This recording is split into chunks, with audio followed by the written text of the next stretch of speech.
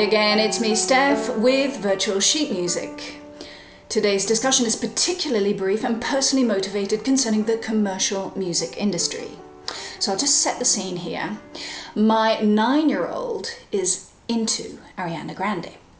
She knows a lot of the songs, a bit bizarrely because we don't do commercial radio at home, largely on account of the adverts, to be sure. And she's this diary full of Ariana Grande pictures. I wish it was full of writing, you understand?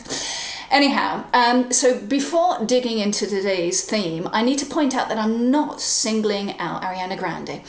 She's simply flavor of the month for my kid. It could just as easily be someone else, okay? Now, as a music graduate, how do I feel about this current obsession? Well, I don't like the music particularly, just on account of the fact that it's a bit bland and predictable, but then that's what sells, so I figure fine. We have a large range of music at home anyhow, from classical, jazz, rock, baroque. And then, of course, I take my daughter to lots of shows, concerts, theatre, dance, opera. Last year we went and saw a projection of the opening night at La Scala, Madame Butterfly, thinking, yeah, we'll just stay for the first act and then we'll leave. Well, she insisted on staying for both acts because, after all, it being a chick's opera, she had to stick to the bitter end, didn't she? So, we give her choice. And given that choice is all, and that choice is also based on being able to select from a wide range of inputs, and not just being able to select, but to know quite well these inputs, I feel that my daughter's current obsession is nothing less than healthy, and certainly within context. As a mother, though, I'm much more bothered. But before I go into this, does anyone remember Wagner's Gesamtkunstwerk? So this is where Wagner linked music with word effects on stage, etc., etc., i.e. the individual arts subordinated to a common purpose. Okay? Right, so one would think what's good for Wagner is good for others, yeah? So let's now look at commercial music, which through the use of the music video would seem to at least suggest some acknowledgement of this idea, i.e. linking song to film images, special effects, dance, lighting, etc., etc. So even here, it's clear that the individual arts are subordinated to a common purpose. Here, though, the words arts and purpose pose me some issues. I'll get to that later. So back to Ariana Grande, a very beautiful lass of Italian extraction, ex-childhood musical TV star, complete with really rather a good voice. Now, my daughter first started talking about her thanks to school friends and, dance classes.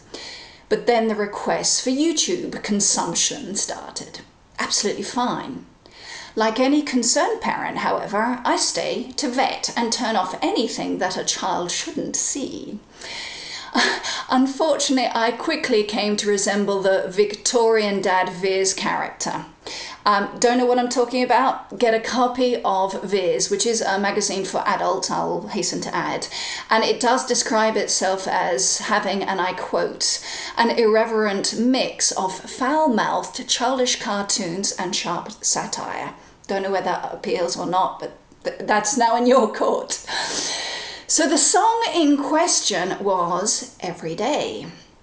Now, with the Gesamtkunstwerk idea of lyrics being supposedly a part of the music which ties in with visual effects, costume, lighting, whatever, it's important to point out that the music has repeated swearing and sexual references throughout, inclusive of steamy scenes in, wait for it, a laundromat and on top of the photocopier, original, huh? I'd originally misheard the chorus. I thought there was a repetition of the word ship, interpreting this as being an analogy to safe harbour. Kind of nice, yeah? I was mistaken, the final letter was a T. Now, I've no problems with vulgarity. Hell, I grew up with 2 older brothers. But vulgarity should be context-based. To whom is this song aimed? Children, young people. The singer, after all, is a teen idol, and before Manchester, what mature adult would have heard of her? So why the vulgarity and raunchy soft porn? It is inappropriately out of context. Now this has nothing to do with the singer per se. She'll have been given her instructions, of course, but it has got to do with record companies who have to hook in the kiddies while still retaining the teens and vaguely beyond. So is it right to expect appropriateness from the music industry? Certainly music has no obligation to do so, and one could argue that any external interference is tantamount to censorship anyway. I do get this, and the retort would be that it is up to us parents to manage our children accordingly. It does presuppose that we actually sit down, analyse the words and scrutinise said videos before being released to the kids. Not only is this time-consuming and actually quite tedious, most parents actually don't even realise they should be doing this. Take a look at me. Before studying every day, I assumed the music was just harmless fun, it coming from a well-known pop idol loved by streams of children across the globe. At an artistic level, it strikes me that with so much textual and visual vulgarity comprising this short song, and there are probably many others out there, though you'll forgive me if I haven't put in the necessary research, imagination does seem to be somewhat lacking, yeah? Children will, of course, presumably get their kicks out of the four-letter swear word, and yet it would appear that the video makers and their contributors, i.e. the adults, they are the ones who get the most kicks. Personally, and leaving aside the blandness of the music, such widespread use of all sorts of couples making out gay, mixed, black, white, whatever, it just bores me. However, it is my maturity that gives me a buffer that my daughter by comparison doesn't have, and it's this that really worries me. And let's remember, widespread use of vulgarity is generally a good indicator for a society in decline. The parallels to music are obvious. As for the Gesamtkunstwerk of pop videos, maybe we should just leave out Kunst, which is German for art. Commercial music's arts, in any case, appear to be subordinated to the common purpose of selling, the artistic creation itself being merely the means. You know, personally, music has always meant much more to me than that. So where do you stand on all of this? Am I Victorian dad, a prude, a snob? Should I be worried about sexily clad singers? Am I too demanding on pop idols?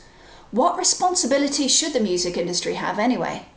Should I change profession and enter into the field of censorship? Write in and keep the conversation going. Bye.